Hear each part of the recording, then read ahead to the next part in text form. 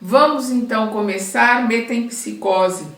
Nós estamos aqui na questão 611. A comunhão de origem dos seres vivos no princípio inteligente não é a consagração da doutrina da metempsicose, porque a doutrina da metempsicose, vamos lembrar dos nossos irmãos asiáticos, né? Principalmente os hindus, que colocam que nós podemos voltar a ser animais, que podemos nascer num cavalo, nascer num rato. Esta é a ideia da metempsicose.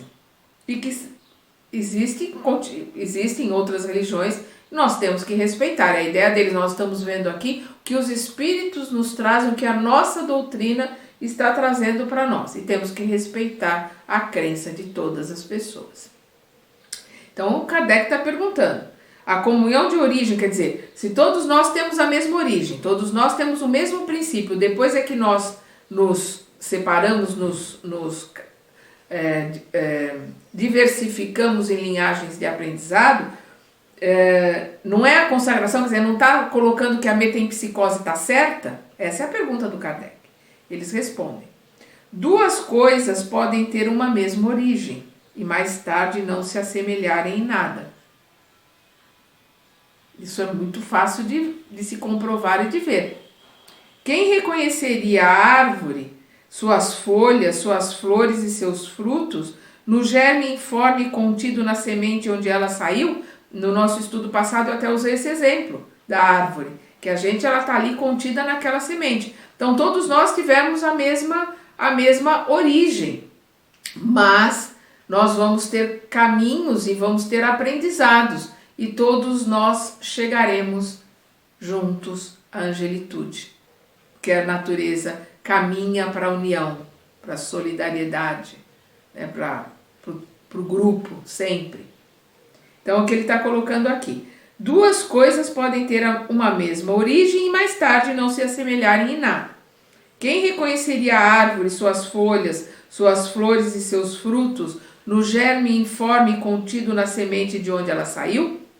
A partir do momento que o princípio inteligente atinge o grau necessário para ser espírito e entrar no período de humanidade, ele não tem mais relação com seu estado primitivo e não é mais a alma dos animais, assim como a árvore já não é mais a semente. Então, quando nós começamos a fase hominal, nós não temos mais nós vamos eliminando, vamos perdendo com o nosso desenvolvimento, como nós vimos na questão anterior, né, no nosso estudo anterior. Quando está muito próximo, ainda mantém lá no inconsciente algumas coisas do estágio anterior. Mas com o passar do tempo, com o desenvolvimento, isso vai sumindo, vai se transmutando, vai se transfigurando, vai se desenvolvendo, vai se mudando cada vez mais. Então, é o que ele está colocando aqui, né? A partir do momento que o princípio inteligente atinge o grau necessário para ser espírito e entrar no período de humanidade, ele não tem mais relação com seu estado primitivo. Isto e não é mais a alma dos animais, assim como a árvore já não é a semente, ele se modifica. No homem restam do animal apenas o corpo e as paixões que nascem da influência do corpo e do instinto de conservação inerente à matéria.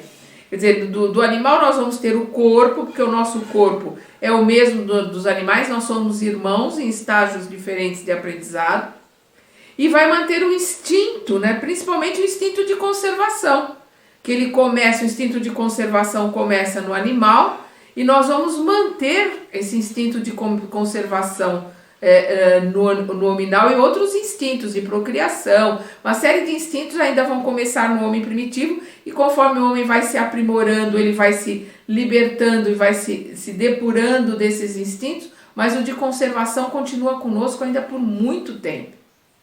É o que ele está colocando aqui. No homem restam do animal apenas o corpo e as paixões que nascem da influência do corpo e do instinto de conservação inerente, pertencente à matéria. Portanto, Não se pode dizer que tal homem é a encarnação do espírito de tal animal e, consequentemente, a metempsicose, tal qual a entende, não é exata. Por que ela não é exata? Porque o homem não retrograda. Nós saímos de uma vibração, de um estágio do animal, passamos por uma fase de transformação entre o animal e o hominal, que essa fase de transformação, essa fase de mudança não acontece na Terra, são em outros orbes. Começamos com a primeira encarnação hominal, e aí nós temos estruturação energética, vibracional. Nós temos o princípio inteligente passou a ser espírito com E maiúsculo. Tem uma individualidade. Então ele não vai retroagir para entrar num sistema que é uma consciência de grupo, energia de grupo. Não tem como, o espírito não retrograda. O espírito pode estacionar, ele pode inclusive plasmar, porque aí pode perguntar, Sandra, mas e a zoantropia, que é se transformar em animal? É o homem que se transforma, não é uma mudança de estágio, uma mudança de vibracional, é uma mudança plasmática, ele plasma pela sua monoideia no mal, na raiva, no rancor, na mágoa, no ódio, na vingança.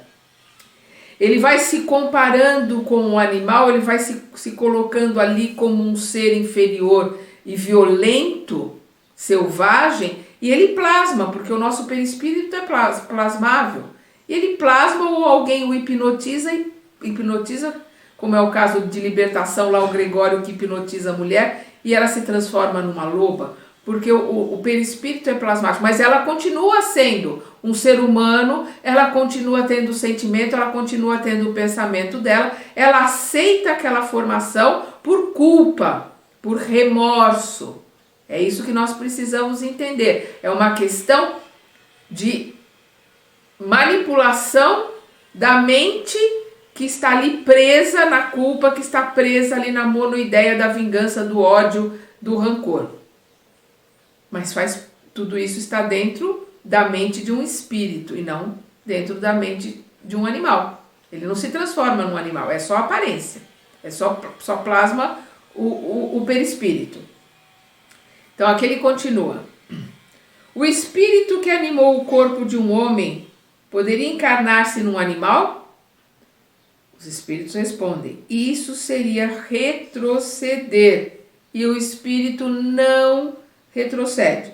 O rio não retorna à sua nascente. E aqui nós vamos rever a questão 118, né, quando o Kardec pergunta, os espíritos podem degenerar?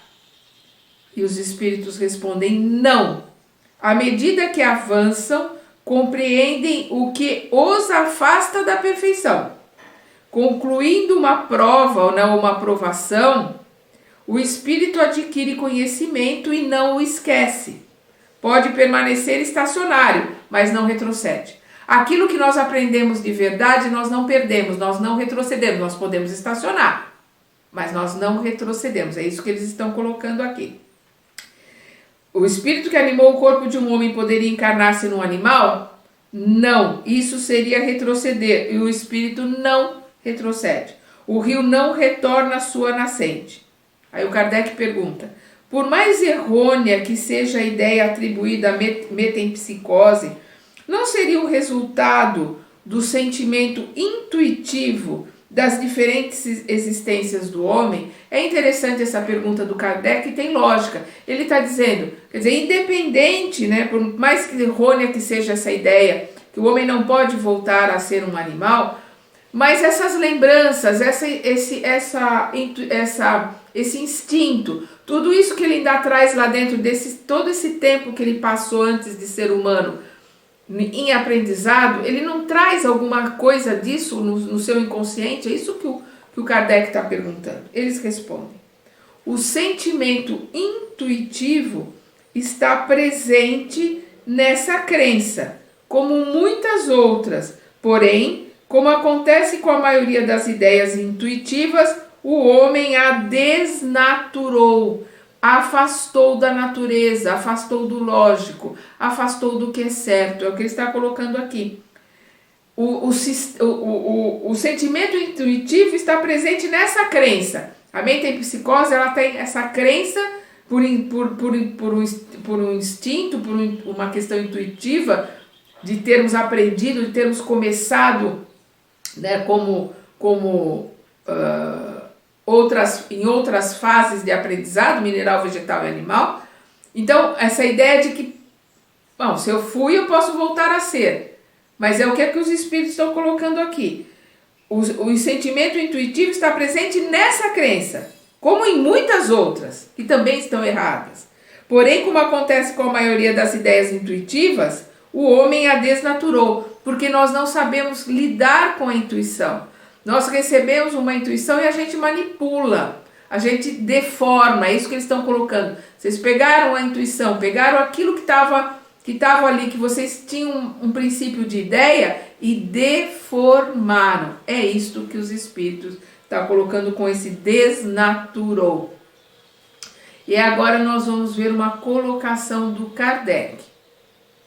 A metempsicose seria verdadeira se entendêssemos por essa palavra a progressão da alma de um estado inferior a um estado superior, na qual ela iria adquirir desenvolvimentos que transformariam a sua natureza. Quer dizer, no caminhar, a metempsicose está certa, nós vamos do animal para o hominal, ou seja, do estado inferior para o estado superior. Esse caminhar para a frente, ele está certo. No entanto, ela não procede no sentido da transmigração direta do animal ao homem e vice-versa, o que implicaria a idade de um retrocesso ou difusão. O que ele está colocando aqui? Está errado a transmigração direta. Quer dizer, foi animal ontem, hoje é um ser humano. Isso não existe. O que o plano espiritual nos coloca em todas as respostas, em todas as colocações, que existe um período de transformação, um período de adaptação, no qual nós passamos, inclusive, pela fase dos protegedores, daqueles que trabalham com a natureza, né, os elementais. Na época do Kardec não existia essa palavra, não existia esse termo elemental. Então nós passamos por esse processo, né, dos elementais, passamos por um processo de animais com mais conhecimento e com um pouco mais de conhecimento em outros orbes, para depois começarmos num planeta primitivo o desenvolvimento para o estado hominal, para depois termos a nossa primeira encarnação hominal. Então, não existe um pular, né? Um salto, como eu falei, que o pessoal tá querendo colocar para um monte de coisa. Não existe salto na natureza, nem nos ensinamentos de Deus, nem no progresso. Existe o caminhar, infelizmente, um caminhar lento. Então, não existe animal-homem, isso não existe. Né? Alguém que dormiu, macaco acordou ser humano, isso não existe. Vai ter um processo de transição também lento e gradativo até chegar a esse processo não se dá na Terra. Então, por isso que ele está dizendo, no entanto, essa colocação da metempsicose não procede no sentido da transmigração direta. Não existe a transmigração, não existe a mudança direta do animal ao homem e vice-versa. Porque se existe um estágio de depuração, um estágio de aperfeiçoamento, um estágio de transição, como é que ele vai retroceder? Como é que ele vai pular esse estágio e voltar lá para trás? O homem não retrograda, não retrocede. Ele pode estacionar, pode ficar muito tempo como primitivo, pode ficar muito tempo ali para aprender, mas não retrocede. Aquilo que ele já aprendeu é dele para a eternidade, fica conosco, que aprendemos de verdade, não o que pensamos que aprendemos. Aquilo que aprendemos de verdade fica conosco e caminha conosco para a eternidade. É o que ele coloca aqui. No entanto, ele não procede no sentido da transmigração direta do animal ao homem e vice-versa, o que implicaria a ideia de um retrocesso ou de fusão. Ora, uma vez que essa fusão não pode acontecer entre seres corporais de duas espécies, isto é um indício de que essas espécies encontram-se em graus não assimiláveis e que o mesmo deve ocorrer com os espíritos que as animam. Estão em graus, em patamares, em estágios diferentes. Se o mesmo espírito pudesse animá-las alternadamente, resultaria disso uma identidade de natureza que se traduziria pela possibilidade de reprodução material, que não acontece. A reencarnação ensinada pelos espíritos é baseada, ao contrário, na marcha ascendente da natureza, né? Num crescimento ascendente para cima, numa marcha ascendente da natureza e na progressão do homem em sua própria espécie, o que não diminui em nada a sua dignidade, porque nós vamos progredindo em cada espécie que estagiamos. Como hominais, nós vamos progredindo como hominais, no começo como primitivos, e isso não é vergonha para ninguém, porque todos nós começamos como feto, depois como bebês, engatinhamos, né? Vamos aprender o A com perninha no primário, para depois podermos aprender física quântica na faculdade. Ninguém sai direto do útero da mãe e vai para a faculdade. Todos nós temos um estágio de aprendizado, isso não é vergonha para ninguém. Vergonha é a preguiça de aprender, vergonha é a preguiça de querer mudar. Vergonha é olhar para dentro e não reconhecer os seus defeitos, se achar o máximo. Então é o que ele está colocando aqui. O que o rebaixa, né? O que rebaixa o homem, o ser humano, é o mau uso que ele faz das faculdades que Deus lhe concedeu para o seu crescimento. Todos nós temos os nossos talentos, todos nós recebemos de Deus esses talentos, recebemos um amor infinito, incondicional o tempo todo. Todos nós recebemos o auxílio do alto. Nós vamos ver, né, no capítulo 23, Pensamento e Vida. Nós recebemos o auxílio do alto e esse amor, essas energias passam por nós se nós somos canos, se nós somos, se nós estamos desobstruídos, né? Se nós permitimos que essas energias passem por nós, se nós não retemos, se nós não obstruímos e acabamos com essas energias, se elas passam por nós, se elas fluem através de nós para o outro, nós estamos inseridos nesse caminhar de progresso e de aprendizado em grupo, porque nós caminhamos em grupo, aprendemos em grupo, crescemos em grupo. O que rebaixa o homem é o mau uso que ele faz das faculdades que Deus lhe concedeu para o seu crescimento. Seja como for, a antiguidade e a universalidade da doutrina da metempsicose e a quantidade de homens eminentes que a professaram provam que o princípio da reencarnação tem suas raízes na própria natureza. Existem, assim, mais argumentos a seu favor do que contra. Então, tem muito mais argumento a favor da reencarnação e do nosso processo de desenvolvimento do que contra ele. O ponto de partida do espírito, aqui espírito com E maiúsculo, né, individualizado, aprendendo, crescendo. Então, o ponto de partida do espírito é uma dessas questões ligadas ao princípio das coisas e que fazem parte dos segredos de Deus. Nós vamos ver lá no começo, né, nas primeiras questões do Livro dos Espíritos, quando ele coloca que nós não temos capacidade para entender nem Deus, nem o processo de criação, nem o processo de desenvolvimento de Deus para conosco. Nós não temos capacidade, nem entendimento, nem palavras na nossa primitividade para poder expressar esse tipo de conhecimento. Por isso não nos é dado ter esse conhecimento. Não é permitido ao homem conhecê-las, né? Essas leis de Deus, os segredos de Deus, né? não é permitido ao homem conhecê-las de maneira absoluta. E sobre essa questão, ele só pode fazer, o homem só pode fazer suposições e construir sistemas mais ou menos prováveis. Nós só podemos, supor, fazer ilações, suposições, imaginar, ter ideias.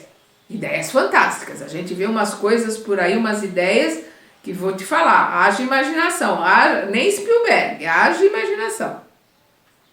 Os próprios espíritos estão longe de conhecer tudo. Engano quem acha, não, foi um espírito que falou, o espírito sabe tudo. Não, não sabe não. O espírito sabe de acordo com o seu grau de desenvolvimento, exatamente como encarnado. Não tem diferença, ele só está sem o corpo. Vai depender do seu grau de desenvolvimento, do seu grau de iluminação, de aprendizado. Aí ele pode estar falando coisas com mais assertividade, ou pode estar falando besteira, como qualquer encarnado aqui, num grau primitivo, está falando besteira. O que faz a diferença é o estágio evolutivo, e não o fato de estar encarnado ou desencarnado. Então, os próprios espíritos estão longe de conhecer tudo. Sobre o que não sabem, também eles podem ter opiniões pessoais mais ou menos sensatas.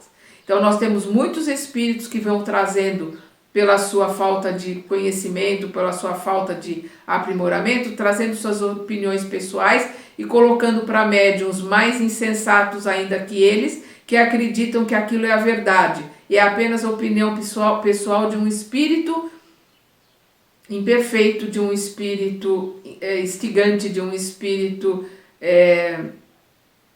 que está num estágio ainda primitivo e que está querendo se passar por alguém que sabe, que conhece, quer passar pelo que ele não é, coisa que nós aqui encarnados fazemos o tempo todo, como desencarnados vamos continuar fazendo, usar as máscaras e a hipocrisia, querer aparentar o que não somos. É por isso que nem todos pensam da mesma forma a respeito das relações que existem entre o homem e os animais. Para alguns, o espírito só chega ao período humano após se haver elaborado e individualizado nos diferentes graus de seres inferiores da criação. Segundo outros, o espírito do homem teria sempre pertencido à raça humana, sem passar pela fieira animal. O primeiro desses sistemas tem a vantagem de dar um objetivo ao futuro dos animais, que assim formariam os primeiros elos da cadeia de seres pensantes. O segundo está mais de acordo com a dignidade do homem e pode ser resumido de maneira que segue. As diferentes espécies de animais não procedem intelectualmente uma das outras pela via de progressão. Assim, o espírito da ostra não se torna sucessivamente o do peixe, do pássaro, do quadrúpede e do quadrúmano. Cada espécie é um tipo absoluta, física e moralmente, e cada indivíduo tira da fonte universal a quantia do princípio inteligente que lhe é necessária, de acordo com a perfeição de seus órgãos e com a obra que deva realizar nos fenômenos da natureza. O que após sua morte é devolvida à massa.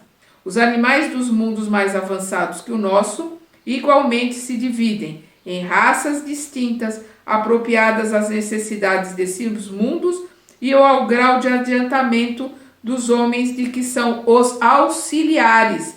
Em mundos mais elevados, os animais são mais elevados também e são auxiliares dos homens, mas que não provém de forma alguma dos terrenos espiritualmente falando. Nós vamos ver aqui a questão 188, quando ele pergunta: os espíritos puros habitam mundos especiais ou estão no espaço universal sem estarem mais especificamente ligados a um mundo que ao outro? Eles respondem: os espíritos puros habitam determinados mundos, mas não ficam confinados a eles, como os homens na Terra. Eles podem mais facilmente que os outros estar por toda parte. Aí nós vemos um adendo aqui, onde é colocado que Marte é mais atrasado que a Terra, que Júpiter é um dos planetas mais elevados. Então, o que eles estão colocando aqui, que o animal vai passar por um estágio onde ele vai ser auxiliar de seres muito mais elevados em outros orbes, onde os seres humanos são mais elevados, os animais são muito mais elevados também, para depois passarem pela transição, para depois encarnarem como hominais.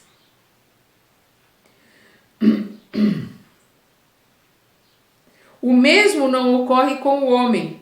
Do ponto de vista físico, ele evidentemente forma um elo da cadeia de seres vivos, porém, do ponto de vista moral, há uma ruptura na cadeia.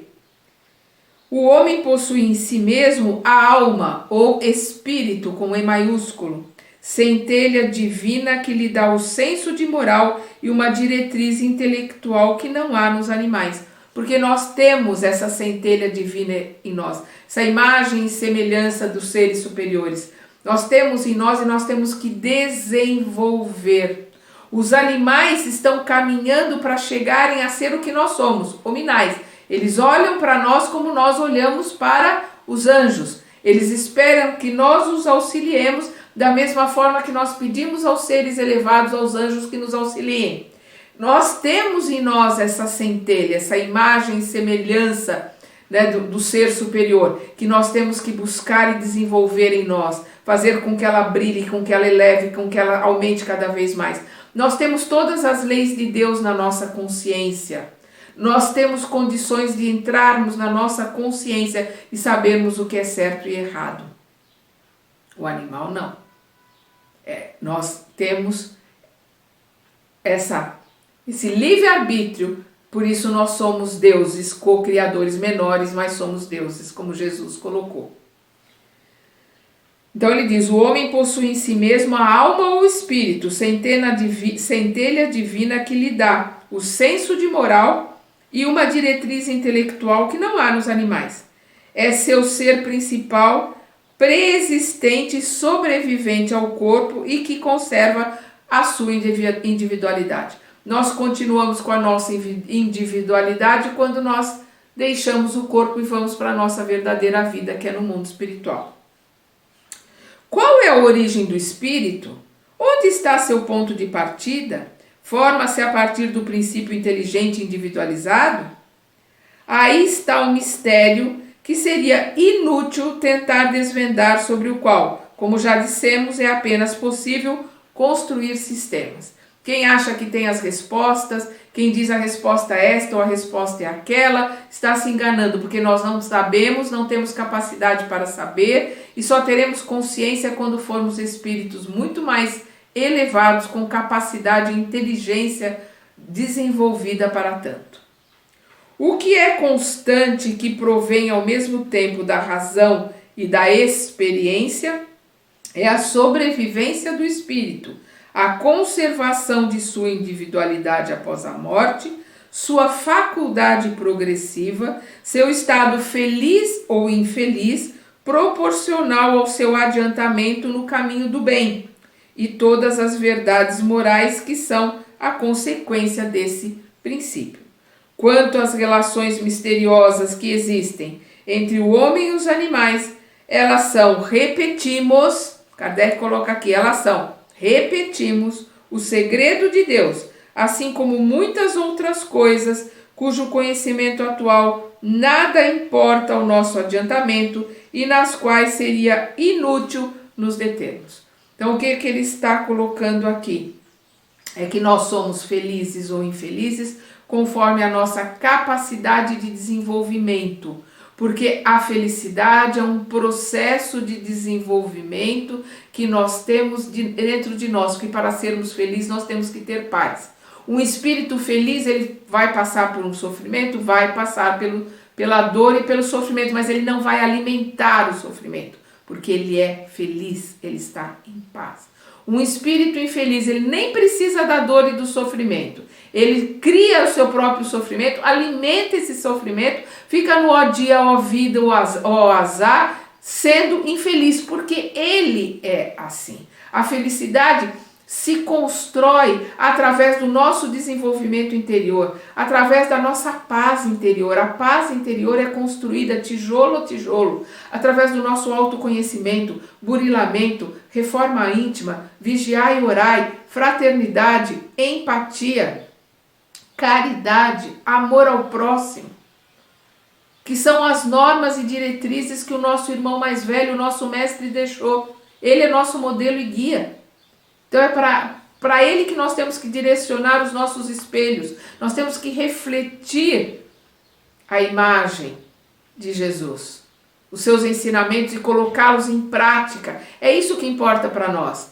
Se Deus criou assim ou criou assado, se o animal passa aqui ou passa acolá, quanto tempo ele fica servindo aos espíritos mais elevados, como animais mais inteligentes, como animais mais capazes, porque passam a ser servos, né, como empregados, a capacidade que os animais chegam nesses orbes, pelo que nós vemos em muitos livros. Que diferença isso faz para nós? Isso é só curiosidade. Nós temos que olhar e buscar o que faz diferença para nós. O que faz diferença para nós é o que eu estou fazendo aqui e agora com o tempo que Deus me deu. O que eu estou fazendo aqui e agora com os ensinamentos que eu já tenho, com aquilo que eu já aprendi. O que eu estou colocando em prática? O que eu estou mudando? Vamos lembrar Kardec no Evangelho segundo o Espiritismo, que se conhece o espírita pela sua transformação moral e pelo seu esforço em modificar as suas tendências. É esse esforço do dia a dia que faz a diferença para sermos seres melhores ou não, homens e mulheres de bem ou não. Essa é a nossa busca, sermos homens e mulheres de bem, espíritos superiores. É esse o nosso caminho. E no nosso próximo estudo nós vamos começar o livro 3º, As Leis Morais, né? Vamos começar o capítulo que eu acredito que é o mais conhecido, mais estudado do Livro dos Espíritos. Até lá!